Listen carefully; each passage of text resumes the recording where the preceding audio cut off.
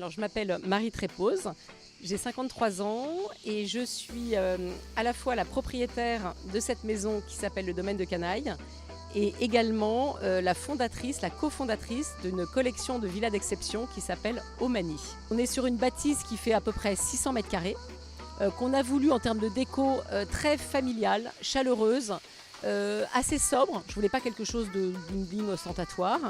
Moi, je voulais une maison où nous, en tant que famille déjà, parce que c'est notre maison de famille, on s'y sente bien et en même temps faire vivre aussi la même expérience à mes clients. Donc, il y a beaucoup de bois, en termes de déco, c'est beaucoup de bois, des voilages, du lin. On est sur des choses chaleureuses. On a refait récemment la terrasse, donc avec une pierre, on a essayé de se rapprocher le plus possible de la couleur du Cap Canaille, qui est quand même cette falaise majestueuse qui nous surplombe et qui fait 400 mètres quasiment et qui est la plus haute falaise maritime d'Europe. C'est des grandes pièces de réception, on a vraiment joué le rez-de-chaussée, des grands espaces qui se succèdent. On a rajouté aussi un salon cinéma. À l'origine, on est en fait toutes les deux propriétaires de maisons qu'on a achetées à peu près en même temps, il y a 8-9 ans. Et ce sont des maisons qu'on s'est mis à louer donc à une clientèle de vacances, une clientèle corporate, événementielle. Et assez vite, en fait, on se connaissait déjà.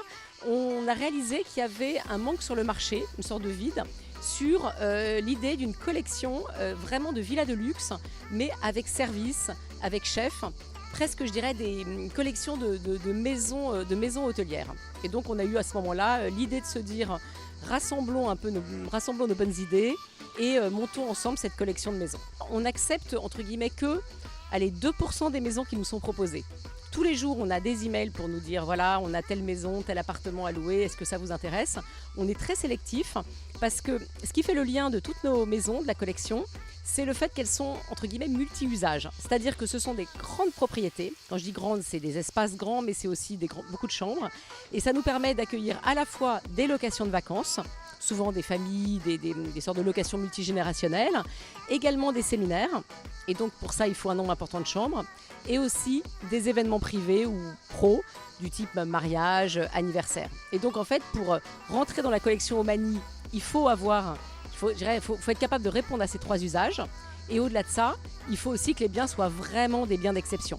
Biens d'exception, c'est-à-dire chaque chambre, sa salle de bain, une très belle décoration, des grands espaces, etc. Donc on va dire qu'aujourd'hui, on a un prisme Provence-Côte d'Azur, Paris, un petit peu également les Alpes. Et historiquement, parce que mon associée Sophie avait 1 et maintenant 2 biens à Cadaqués, on est également présent en Espagne et principalement donc sur la région de Cadaqués, la Costa Brava, et également sur Minorque. Et un tout petit peu une propriété en Italie et quelques autres au Portugal.